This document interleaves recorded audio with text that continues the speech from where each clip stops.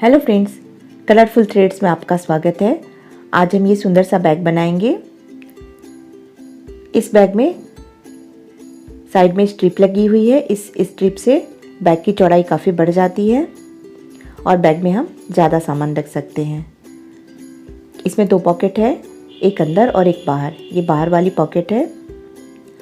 Pocket के ऊपर मैंने थोड़ी सी लेस लगा दी है जिससे ये बैग ज़्यादा सुंदर दिख रहा है। और ये देखिए, अंदर भी मैंने एक जिप वाली पॉकेट बनाई है।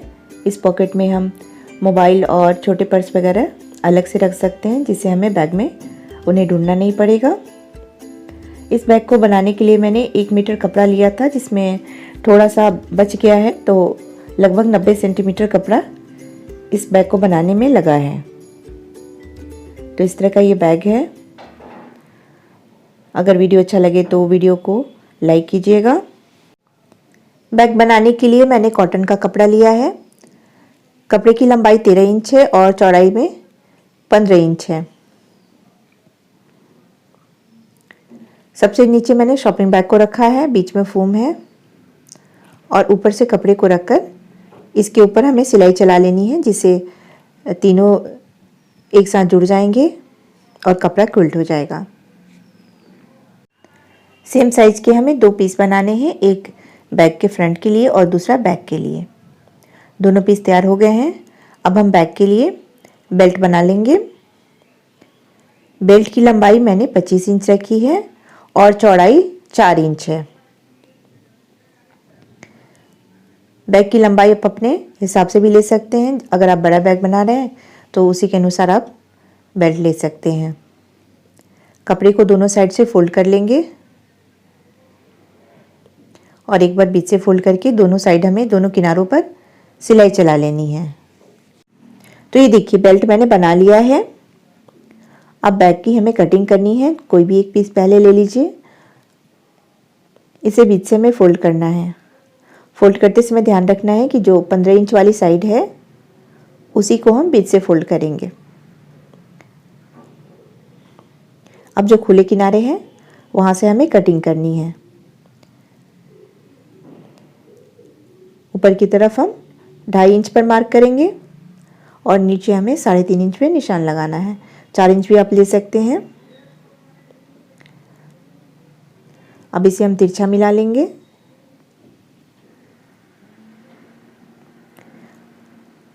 अब बेल्ट के लिए हमें मार्किंग करनी है। बेल्ट यहाँ लगेगी, तो बेल्ट जितनी चौड़ी आपने बनाई है उसके अलावा दोनों साइड से हमें थोड़ी सी जगह लेनी है सिलाई के लिए। तो ये लगभग 2 इंच आ रहा है सिलाई को लेकर। ये 2 इंच है, 2 इंच पे हम मार्क कर लेंगे। उसके बाद जितना भी कपड़ा बच रहा है उसे हम कटिंग कर लेंगे। तो यहाँ जो फोल्ड वाली साइड है वहाँ से 3 इंच पे मैंने मार्क किया है, 3 इंच पे निशान लगाया है और इसे हमें गोलाई में मिलाना है।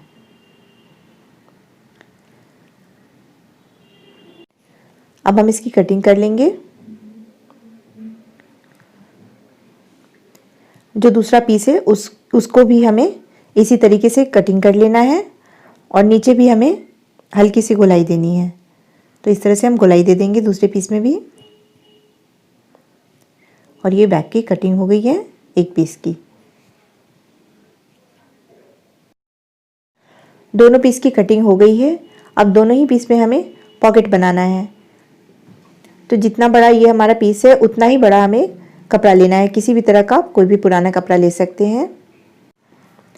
बैग के बराबर का हमें कपड़ा लेना है। इसमें हम अंदर की साइड पॉकेट लगा रहे हैं, तो अंदर वाले कपड़े में ही हमें कटिंग करनी है।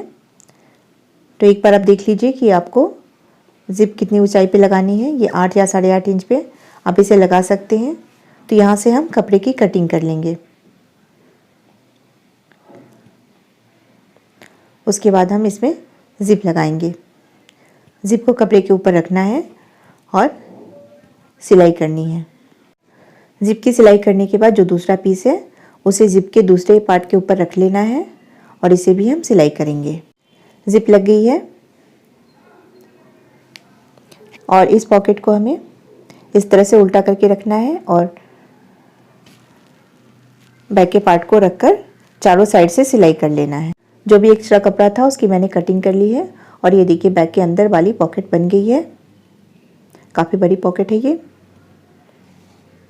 अब मैंने दूसरा पीस लिया है।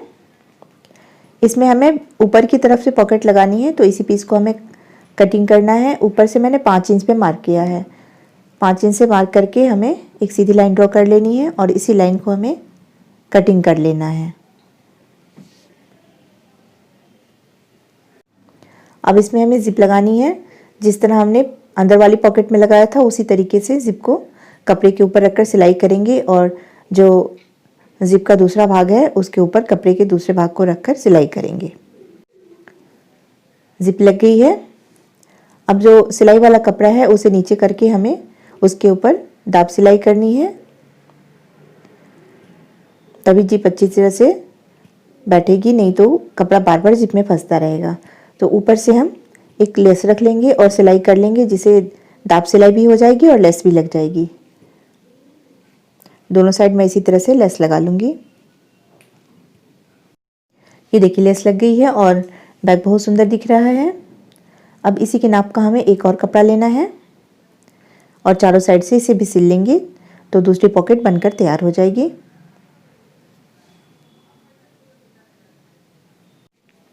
सिलाई करने के बाद जो एक्स्ट्रा था उसकी मैंने कटिंग कर ली है और ये देखिए पॉकेट बनकर तैयार हो गई है।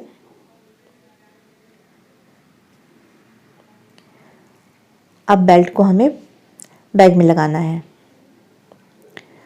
एक पॉकेट अंदर से बन गई है और एक पॉकेट बाहर से।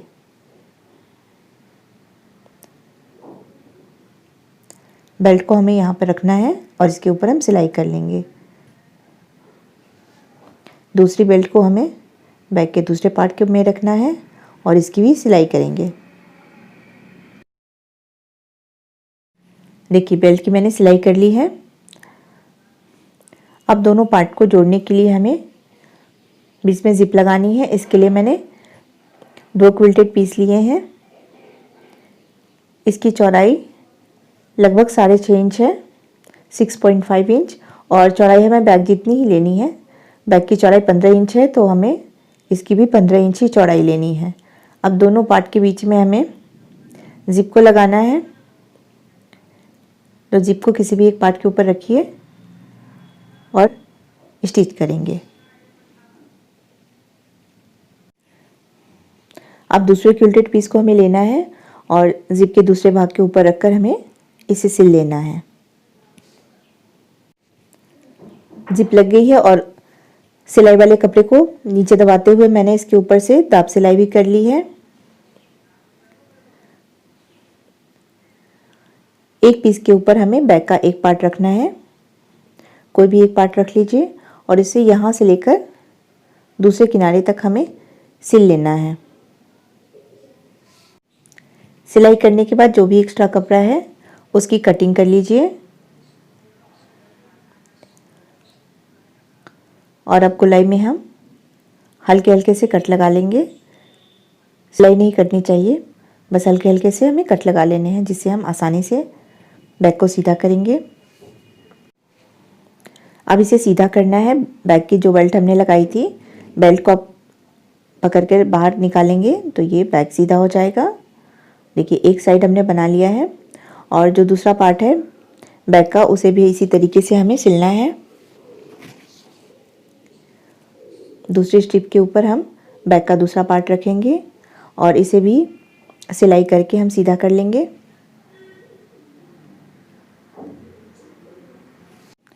दूसरा पार्ट भी मैंने स्टिच करके जो एक्स्ट्रा था उसकी कटिंग कर ली और ये दोनों साइड तैयार हो गए हैं। और यहाँ पे किनारे किनारे हमें एक बार सिलाई कर लेनी है, जिससे ये अच्छी तरह से बैठ जाएगा और देखने में बैग बहुत सुंदर लगेगा। तो बिल्कुल किनारे किनारे हमें सिलाई कर लेनी है। अब साइड की स्ट्रिप बनाएंगे और ये बैग बनकर तैयार हो जाएगा।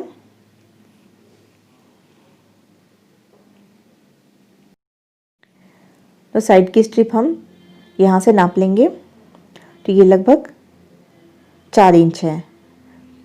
तो 4 इंच चौड़ी हमें स्ट्रिप बनानी है और लंबाई हमें यहाँ से नापना है। थोड़ा सा सिलाई के लिए हम एक्स्ट्रा ले लेंगे और जितनी लंबाई आएगी उसमें से 2 इंच एक्स्ट्रा लेकर हम स्ट्रिप बनाएंगे। स्ट्रिप की चौड़ाई मैंने 4 इंच ली है और लंबाई 33 इंच ली है, 33। स्ट्रिप को भी मैंने क्विल्ट कर लिया था फोम लाइनिंग के साथ में। अब एक किनारे से स्ट्रिप की हमें सिलाई करनी है, तो यहाँ से स्ट्रिप को ऊपर रखकर स्टिच कर लीजिए। देखिए मैंने यहाँ पे इसे स्टिच कर लिया है। अब इसे हमें घुमाते हुए, इस तरह से घुमाते हुए सिलाई करना है। दूसरे किनारे तक हम पहुँचेंगे। यहाँ तक सिल लेना है। तो देखिए बैक वाले पार्ट में स्ट्रिप लग गई है। यहाँ से हमने स्टार्ट किया था और दूसरे किनारे तक सिलाई हो गई है। अब बैक की दोनों बेल्ट को अंतर कर लेंगे और जो स्ट्रिप साइड वाली है 4 इंच जहाँ पे हमने नापा था वहाँ से इसे सिल लेंगे। और जो दूसरा पार्ट है बैक का फ्रंट वाला, उसे भी हम किनारे किनारे सिलते हुए दूसरे किनारे तक पूरी सिलाई कर लेंगे। तो ये बैग बनकर तैयार हो जाएगा। यहाँ तक हमें सिल लेना है। ये देखिए स्ट्रिप को मैंने दूसरी साइड भी सिल लिया है। आप चाहे तो जो खुली सिलाई है उसके ऊपर पाइपिंग लगा सकते हैं, जिससे बैग अंदर से भी दिखने में अच्छा लगेगा। अब हम बैग को सीधा कर लेंगे। तो ये देखिए कितनी आसानी से सुंदर सा ये बैग बनकर तैयार हो गया है। आपको ये बैग कैसा लगा कमेंट करके बताइएगा, और आप किस डिज़ाइन के बैग की ट्यूटोरियल देखना चाहते हैं वो भी आप मुझे बता सकते हैं। तो मैं कोशिश करूँगी उस तरह का बैग बनाने का। वीडियो देखने के लिए आपका धन्यवाद।